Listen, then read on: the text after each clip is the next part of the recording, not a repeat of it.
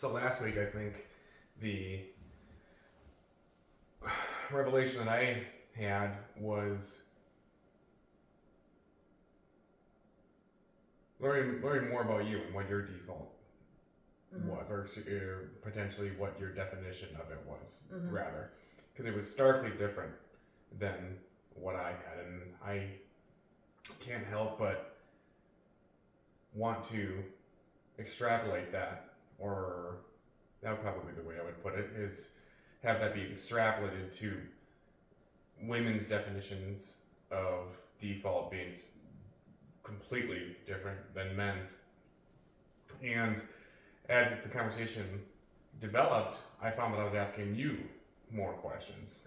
And so I guess I'll just start by, instead of me fielding one, I'll ask you one. And so the question that I would want to know is, what defaults specifically are you still struggling with? Because I think that, if we may be so bold, you were still struggling with one just a few minutes ago. When, if for those of you listening, I came out here and delivering, I was just saying praise God, and I give my wife a high five, and my editor had gotten me gently, he nudged me gently to get on Substack to start, I don't know, dribbing and drabbing a little bit of my upcoming book, but then also to, dare I say, build a brand, yada yada yada. Well, I went out and put out this blog today that I had no intention of collecting money on. I hoped maybe a few shares, maybe 1 or 2 subscribers, but my email said that I had collected $158. People had just pledged, like, hey, we want to throw money at you. That's the most money I've ever made, ever, by a factor of 15 when it comes to writing. And so I came out here and I was like, I told her being Tiffany, and then so she sat down and she read it, and I felt that there was something off as soon as you were done reading. So I lovingly interrogated, I would say, and said, it didn't strike you, it didn't move you, and then you said, I don't really think I want to talk about this for a public thing right now. Okay. That topic. No? Okay. I don't want my family to see that. I don't want Sam to possibly hear that. I think that's between us for right now. Okay. Or at least we can talk about it in general, but not in detail. So then generally, what would you say? There was a part in there that brought me back to an issue that we had earlier on in our relationship, and it was pretty impactful for me, and one that created a wound that, although is healing, it's not all the way healed. And so when I read that, it took me back to that place and felt like, oh, it's not done, it's still a factor, it's still something that's there. And so it one was hurtful and kind of like this like knife in my chest, kind of like ugh, but then also it took away part of the joy in it too, like, oh, we have this great thing happening, and yet again it's connected to this other thing. And so that's kind of where. But then you also said it helped you empathize. Yeah, then as we spoke about it, then it helped me empathize with you, because there were some, again, not to be really cryptic about it, but every relationship, people get hurt and things are said, or situations happen, and we had definitely some conversations this summer that were hurtful to you, that for me, it's done and in the past, but for you, it's still a wound. And I've had a hard time kind of empathizing with it, like it was this small thing that was going on at a time where all these other things were going on, so not understanding why it was still an issue for you. But then for this particular instance, it was in reverse for you, it's like, oh, that wasn't on my radar at all. Like, this is a closed book, a dead topic for me. But then recognizing that it isn't for me, and so being able to connect that to how this particular subject affects me, that particular subject or those times from the summer are still affecting you. And so me being able to understand that even though something is closed for one person, there's still wounds that are in the process of being healed for the other. And so being able to have that empathy and have more sensitivity and understanding of not only where you are, but also how I can not only support you when those things come up, but also have a better understanding of where you're coming from. Because sometimes when those things are brought up, or when anything that has hurt either one of us in the past is brought up, I'll feel almost like it's an attack on me, or like you're angry with me. And it's not that. It's really just kind of raw emotion of where you are. And so that helps me know how to react to you, or how to help you or support you in those times when those hurt feelings are more present or more on the surface. And what we were working through, and maybe I wasn't doing the best job articulating it, is there are people who say, be careful of people who have a single solution to address a myriad of issues. Mm-hmm. When I think what I was trying to say was, be careful to have a singular problem be a symptom, or maybe manifest itself in other areas or other problems. Can you explain that a little bit more? Well, I think what actually I said was, how do we move forward now and in the future so that when I bring you something that I'm excited about, particularly my writing, mm-hmm. that I don't have that default in the backyard of my mind, wondering, is she going to read something that's going to bring her back to that issue that she's still dealing with, mm-hmm. even though it has nothing to do with it. As I said to you, and I was laughing, it's like it was an abstract example in the theater of my imagination trying to help out the reader. Yeah. Like, it had nothing to do with what happened in our past, and so then I guess what I'm trying to say is I think what I actually said verbatim was, we can't have an N of one apply to everything. Mm-hmm. So there's the one example here. Now, how do we perish that particular N of one so that it doesn't keep showing up either explicitly or implicitly in other prose that I bring to you, and be it in a book or a blog or a newsletter or things of that nature there. Because then, as I said to you, like, honey, because what we had talked about last week, you said when we would get an argument, you said, no, this is me growing right now, and you need to see this, mm-hmm. right? And I think that was a point of growth for me when I was just telling you, it's like, no, honey, this isn't about you right now, this is about me and my joy, because that's something that you and I have worked through a lot, as far as, hey, honey, when I say honey, I'm saying it to myself being you. I've never seen you have fun. Mm-hmm. And so I'm trying to step into that childlike enthusiasm more in my life. We're going to play Nintendo mm-hmm. after this. So I was really trying to figure out not a Band-Aid, but a stitch or a solution that might be a little bit painful as we're weaving through the suture now, mm-hmm. but then it won't break open in the future. That's a good analogy. but that's ultimately what I was saying, mm-hmm. is, okay, we have this issue here.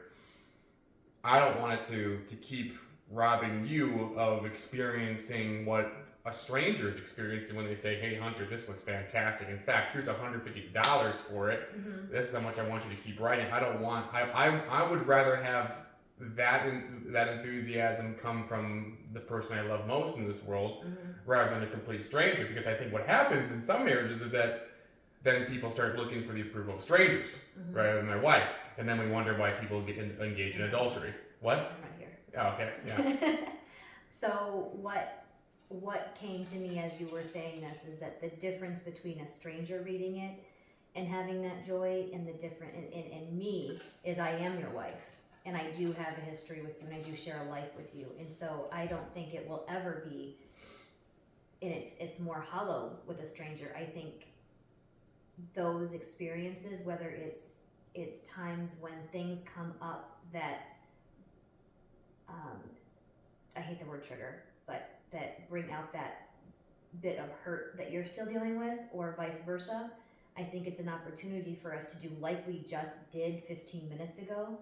I think we had a really loving conversation about it and helped each other heal and learn and grow through those. And as those things come up, the ability to recognize that I'm not trying to steal joy from you and you're not trying to hurt me, or vice versa, when it's the roles are reversed and it's you who's stung by something. What makes a marriage special is that we have the opportunity then to really bare our souls and be like, hey, this is how I'm feeling, this is how I'm feeling, and that's, like I kept using the word putting ointment over the burn, let's add a layer of healing to that. Like if this is something that, ooh, that kind of stings, this is what this brings me back to, let's talk through it so I can explain to you where I'm coming from or what I really mean or how I really feel, and you can do the same, and then that allows for healing to take place, so that every time something like that happens with either of these situations, it dulls the sting a little more because that healing has taken place. Whereas with a stranger, they're just like, oh, this is wonderful, here's some money. We can experience it on a deeper level with each other, and then continue not only growing individually but growing together through those things and healing, helping each other heal and having our relationship strengthened, because we're able to talk about those things and then create more healing and then move forward, which then every time the healing process just continues and the healthy part grows. And something you said that was important there was every time it's addressed, the healing grows. And the time gap is important. So when something happens, or there's something that triggers a response, it's important that we respond then and there, rather than letting it fester and then to the point where it becomes a reaction. Which is something we had an argument over not Christmas, but somewhere around Christmas time, and you were pushing and pushing and pushing to, let's talk about it, let's deal with this, and I didn't want to talk about it right now. She's like, just let me have space with it. Let's not. And you're like, I don't want it to fester. And I think that was important. I think that sometimes the conversations are really loving and calm, and I felt like the conversation we just had was of that nature.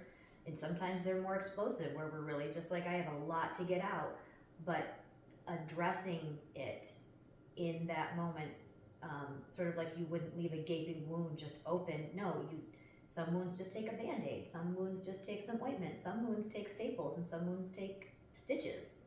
But to address them in that moment so that the healing can continue, and to recognize that healing isn't linear and it isn't just a one-stop shop, that there's going to be things that come up throughout the rest of our lives, and being able to approach it really honestly and dealing with it and not looking at it as a negative, looking at it as a point of growth, so that we can move forward,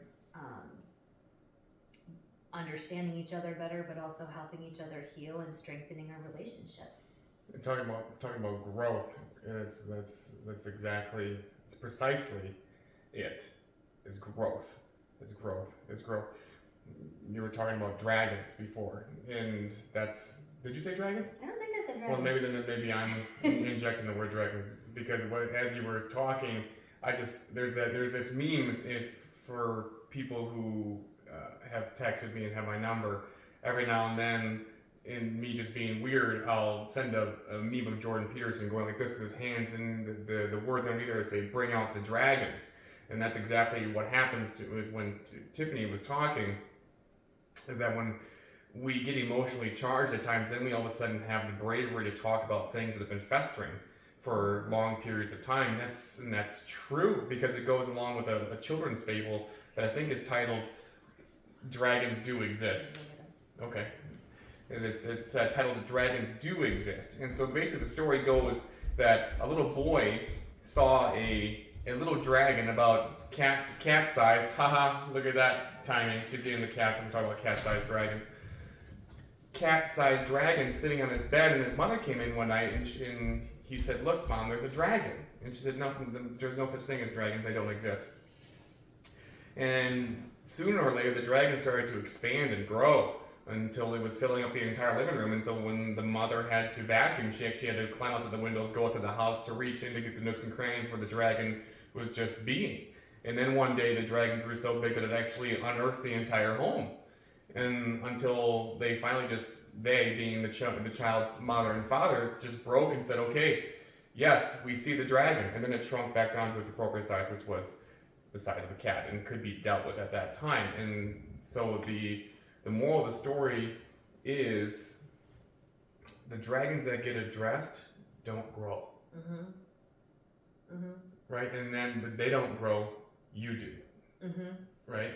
And I think that speaks to something that you brought up last time when we were speaking about the safety in a marriage. Like that's some of these dragons we're starting to address them more, because I think there's this safety in having made this commitment and made these vows to each other that you're not just going to cut and run.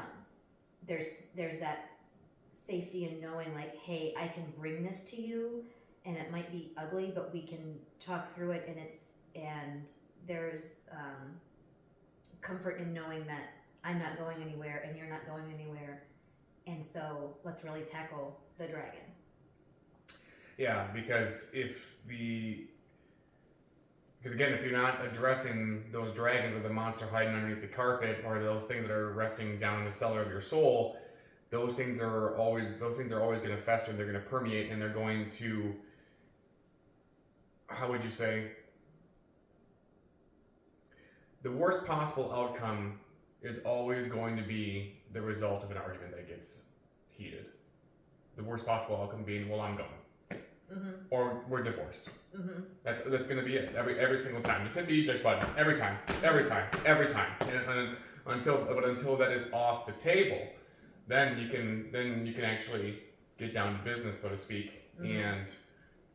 And that's why I'm such a proponent of Jordan. And I say Jordan a lot because I do believe that he is going to be revered as our generation's Socrates. So I don't want anybody to think that I'm pushing products or placating to him or idolizing him in any way, shape, or form. I just think that is the ilk that he is at. But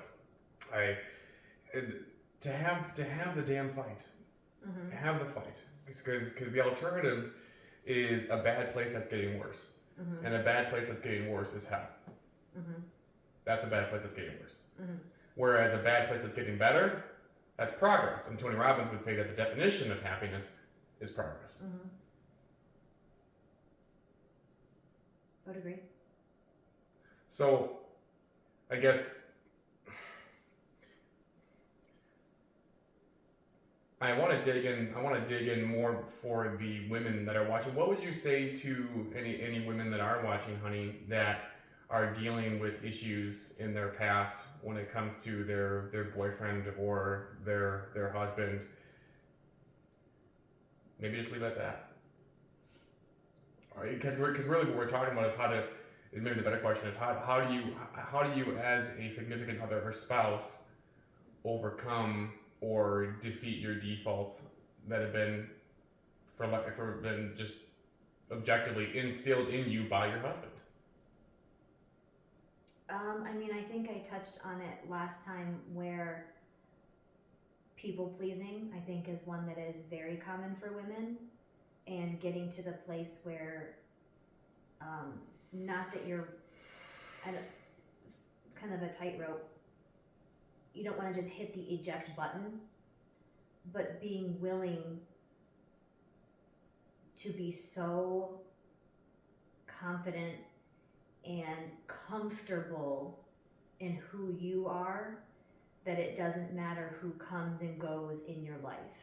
And that doesn't mean that you're going to hit eject on your marriage because you have a disagreement, but it does mean that you value yourself and you're comfortable and at peace enough that you're not going to turn yourself into a pretzel just to keep someone else or to prove your worth to someone else. And so if you can get to that place, or when you get to that place, it allows you to be, and I think I've felt it in our marriage, that it allows me to be really honest and able to deal with things head on, because I know no matter what happens, I'm good because I'm good internally. I'm not seeking that outside validation from anyone, including you. You're no longer a victim. I'm no longer a victim, but or have the victim mentality, implicitly or explicitly. Because I guess what I'm hearing you say is that the people who the people who aren't afraid to hit the eject button don't have to. Whereas it's sort of paradoxical where the people who want to hit the eject button have the least business in doing so. Partially, yeah. I mean, I think there were many times in my past that I absolutely should have hit the eject button in many situations with many different people and experiences in my life, and I didn't, because I was holding on to that, needing that validation or proving that I was worthy to a person, whether it be romantic or friendship or whatever. But when you get to the place that, again, I don't know how another way to articulate it other than like, I'm good no matter who comes and goes. And when you're in that space, that allows you to be truly open and honest, as I just spit. Mm-hmm. And so then, at least for us in our situation, I can't speak for everybody obviously, but for me, that then allows us to really get down to truth and slay dragons, because I'm not operating from a place of being afraid to lose you or whoever the person is that I'm in, whether it's a friendship. I've bent over backwards in pretzels for friendships in my life where I wasn't treated well, because I was so afraid of losing them, even though now I look back and it's like, well, what were you losing? You weren't losing anything good, but when you are at a place where you're good, then you can start to really be honest and go forth and build relationships that are really healthy. So if to women or other people, doesn't have to be exclusive to women, whose default is one of people pleasing, and they're too afraid to slay that dragon because it has grown to the size where it has completely unearthed their home inside their head, potentially. How would you go about, yes, first acknowledging it, right? But then how do you go about slaying that dragon? Maybe even if it's because sometimes it's the dragon's too big, the mountain is too tall, the road is too wide. It's be like, well, why even bother? It's just it's as useful as a termite gnawing on a temple. I mean, I don't think there's one specific answer to that. I think the first one is really acknowledging it, being able to see your patterns and recognize this is what I'm doing. And that's a really uncomfortable place to be, because oftentimes you might be practicing that, but you might look at that behavior and think it's really weak and appalling and like, I don't want to be associated with that. So being really honest with yourself and then looking at your patterns in a really honest, unbiased way. And that's still, you still might practice those patterns, but then you can recognize them in the moment and make those decisions, inch by inch, doing something a little bit differently. And maybe it's something really small. It doesn't have to be a huge pattern change all at once. It's little things. in slowly seeing the world doesn't fall apart when I do something this way versus this way. When I change my pattern, even in something super small, my world doesn't completely crumble around me. I'm okay. I'm good. Another way is therapy. I mean, therapy is a really important aspect to helping people heal. Having someone that's completely objective be able to help you talk through and work through those things. It has no benefits, nothing from your success or failure. They're just there to help you work through it. Real therapy. Yeah. Not somebody who's just going to affirm what you're already feeling. Somebody who's hell bent on helping you by telling you the truth. Yeah. Yeah. I think we're seeing perversions of therapy today. But one question I wanted to go on is because as you're talking, I'm just saying, oh yeah, I mean, I would write about that, yeah, and I'd write about that too, and I'd write about that as well, because that's how I think. That's how I don't write what I think. I write to find out what I think. And so when you say look at your patterns or do this, do you have granular, tactical, tangible advice for somebody listening? Because look at your patterns might be a bit vague for somebody as far as like, well, what Tiffany's, I'm picking up what Tiffany's laying down, but what does she mean when she says look at my patterns? Like for me, a very concrete example would be being able to say no. So in part of my people pleasing, I would say yes, yes, yes, yes, yes, yes, yes, even if I was stretched beyond what I could do, or if I didn't want to do something, or if it didn't align with me, or even if I just didn't want to.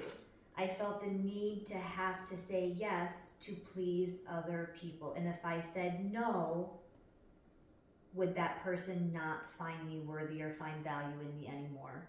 So a very simple, small thing to start when someone, hey, can you do this? No. I mean, if you want to do it. But if you don't, it's okay to say no. Maybe it's even something as small as, can we go get coffee? And I'm tired and I don't want to. No, not tonight. So it's so it's looking at those repeated acts or activities that make you not like yourself. That make you not like yourself, but also don't serve you. When you're so and this is a thing that I think I struggled with, the idea of being selfless versus being selfish. Taking care of yourself and your needs isn't always selfish. Saying no to something you don't want to do isn't always selfish. Being able, and I made the reference last time, and it's not my own analogy or metaphor or whatever it is, but when the oxygen masks come down, you put yours on first before you assist anyone else. You have to make sure that for me, I have to make sure that I'm strong and I'm good and I have the bandwidth before I can give to others. Otherwise, I'm watering down what my priorities and responsibilities are, and then I'm not serving those things well. I'm not serving then others who are asking for these other things well, and I'm not serving myself, which then is a domino effect where nothing really great is happening. So is it just a result of trying to do too much? But doing too much for the wrong reasons. Doing too much because saying no makes you afraid of losing. Your value is tied to what you can do for other people instead of internally. And so saying no, for me, I would get really anxious if I say no, if I don't do this. And I didn't know what was happening. I just would know the feeling in my body like, oh, this doesn't feel good. I feel really anxious about this. Am I going to lose this friendship? And am I not going to be looked at as highly by this person if I can't meet their needs? And it's like that's meeting their needs is not my responsibility. And it's a double-edged sword, because there are times when you want to meet the needs of your child, you want to be there to meet the needs of your partner, You want to be able to meet the needs of your responsibilities at work. So there's a difference of being true to your responsibilities and then overextending yourself. And you're overextending yourself not because you want to do all these things to help people. You do them because you're afraid that you will lose value to those people, and that your value is only tied to what you can do for others or how you can help others. And really, for them, if they do see you as only someone who can do something for them, then they're not healthy people to have in your lives. But most people aren't going to think any less of you if you're like, hey, can you help me move this couch tonight? You know, I've worked 12 hours today. I've got to do this with it. I can't tonight. That's okay. They're not going to all of a sudden think that you're, you know, like their vision of you doesn't change. It's you internally thinking, oh, well, if I can't be all things to all people, then I'm losing my own value. I want to be thought of as highly valuable to these people. Well, why? That's the default, the people pleasing response. So if I'm understanding you correctly, sounds like the epitome of being caught between a rock and a hard place, where you're wanting to serve because your value is tied up in serving and helping and pleasing people, but if you don't have that, then you're afraid to be judged by them as less than if you say no, while paradoxically doing so, i.e. people pleasing, you're only victimizing yourself further by burning the wick at both ends. Yeah, it's a really distorted version of what it means to help others. Tying your value into how you can help, tying your value into what you can do for others it's a really distorted, unhealthy way of thinking versus serving others. That's healthy and that's great, but when it gets distorted in your mind, and your worth and your value is tied to it. So I have my own interpretation of it, but I want to know yours. How would you differentiate between the two? Serving and then doing what you then doing for others. So the easiest one I could think of is what we talked about this morning with our church. They have a women's group that meets, I think, like once a month and does some kind of activity or something. And I have been asked to go, but I have felt that my plate is really full and I've been exhausted, and there's been a lot that we've been, I don't want to say dealing with as a negative, but there's just been a lot in our lives and on our plates. And I felt like to go and be a part of that felt burdensome to me, and it felt like a stress, and it felt like something that wasn't in my bandwidth to do at that time. Now, 2 years ago, I would have done it anyway, out of feeling like, well, how would these people view me? I should bend over backwards to go above and beyond of anything that anyone asks me at all times. And now I was able to say, it's not in my bandwidth right now to be able to commit to that. Now, I reached out this morning because as things have calmed down, I have felt not an obligation to do it, but I have felt like, oh, I don't feel the weight of all those things right now. I feel like I have room. I feel like I have space in the bandwidth to be able to now do those things. And so then I reached out and said, hey, I would love to be a part of this now. I feel like I can add that without taking away from my own well-being, mental and emotional and physical, taking away from my priorities and responsibilities that I have of my classroom and you and our son and our home. I feel like I have space in my life now where I can offer something and I can do something without chipping away at those other things. Then we also talked about there's the children's ministry, the children's group. And I said, I don't feel like I'm in a space to do that because I my first priority right now are the kids that I serve 5 days a week. And to add another day of working with children outside of that, I feel like takes away from that first priority. I just don't have the bandwidth to then add that to it. So being able to have discernment of where can I serve, where do I have that space that I can give to others, but also knowing when I need to keep things for myself as well, and be able to do the things that are my priorities and are my responsibilities, my first responsibilities, be able to do those well first. But again, not feeling like, oh, they're gonna think this of me, or I'm gonna let them down, or this or that. The reality is maybe I am letting people down. Maybe they are upset that I'm not doing it. I'm a teacher. Why wouldn't I work with the kids in the church? But my worth and my value is not tied to what other people expect or think or want from me. So I'm okay. They're probably not thinking anything negatively, but I'm in a space that even if they are, that's okay. That's their thoughts about me are none of my business. They're allowed to have them, but I need to do what's best for me and our family, and my first responsibility is here. Kind of like I'm making sure that my mask is on before I help anyone else, so that I am able to actually help them. So if I'm hearing you correctly, it sounds like there's a difference. It's the distinction between a mortal and a moral obligation.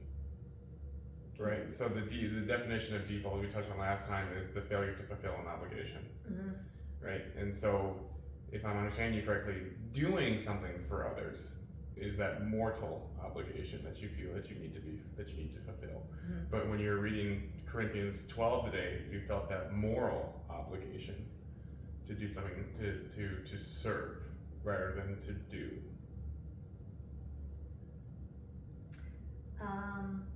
You felt the moral obligation because you felt moved by the Spirit that, hey, maybe you can start adding in a little bit here and there with the women's group. Mm-hmm. Whereas before you said I would have done it anyways for fear of them thinking or judging and all those things. So to me that sounds very mortal. Mm-hmm. A mortal obligation, because we tend to seek the approval of mortal. I was thinking like Mortal Kombat. You're like mortal, yes. Like okay, yes. like we're mortals. Yes. Okay, yeah. Yes. Like of the flesh, of yes. this world. Yes. Yes, it was seeking validation. Yes, seeking validation of this world, from a human rather than from the Most High. Yes. Mortal versus moral obligations. Yes. Yes.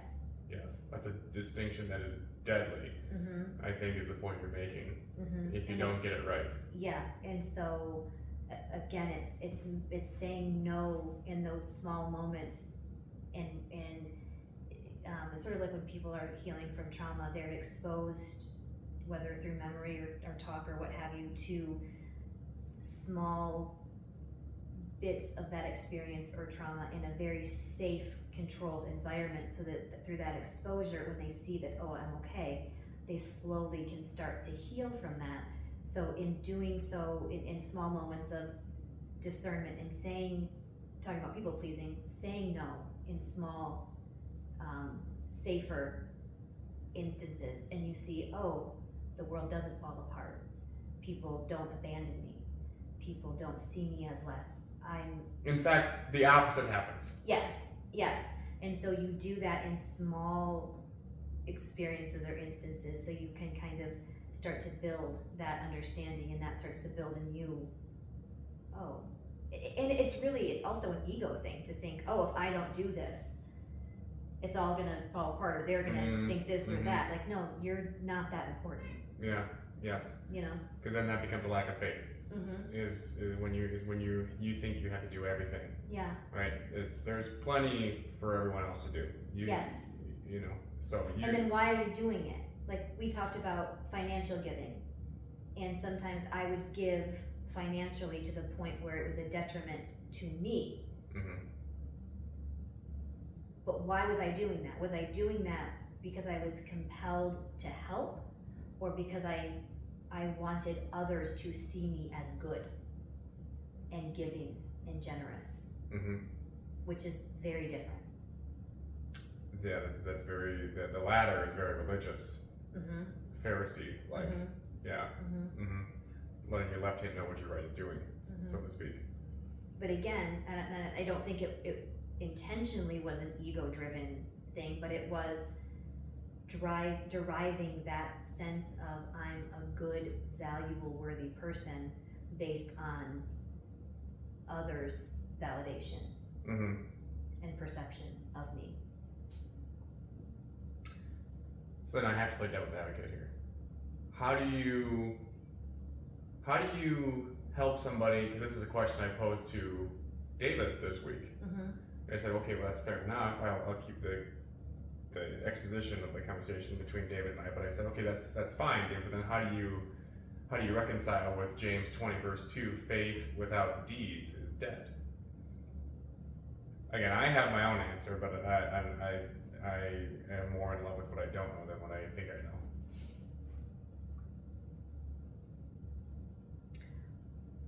Because I like we've talked about before, I think that there are, when you're doing everything that you can, Mm-hmm. it doesn't mean everything you can to also still uphold the responsibilities that you have. When you start doing things where then your priorities and your responsibilities suffer, that's when you're not letting God do His work and not having faith. You know, Go ahead. I'm trying to think of an example off the top. This might be something that we even talk about next week when I can kind of articulate and sort of Well, formulate. because what I was going to say was to sort of traverse that landscape of somebody who's trying, like, okay, what? Like I'm giving, but is it, or am I doing everything that I can, or am I doing too much? Mm-hmm. And I think it comes back to, this might be where you're saying, you're suggesting perhaps we should end it for today, is that what came to my head is like, well, what results are you getting?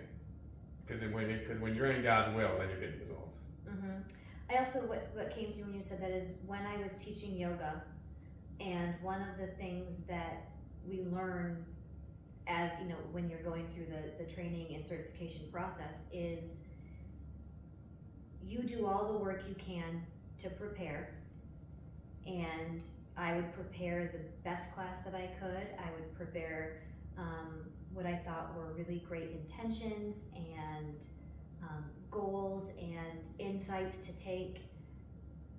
I do all the work that I can, but then I have to release it when I teach the class, and it's up to the people in the class to absorb it or take what they will from it. It's not my responsibility then to go to each person and make sure they're getting exactly what I wanted them to get. That part's up to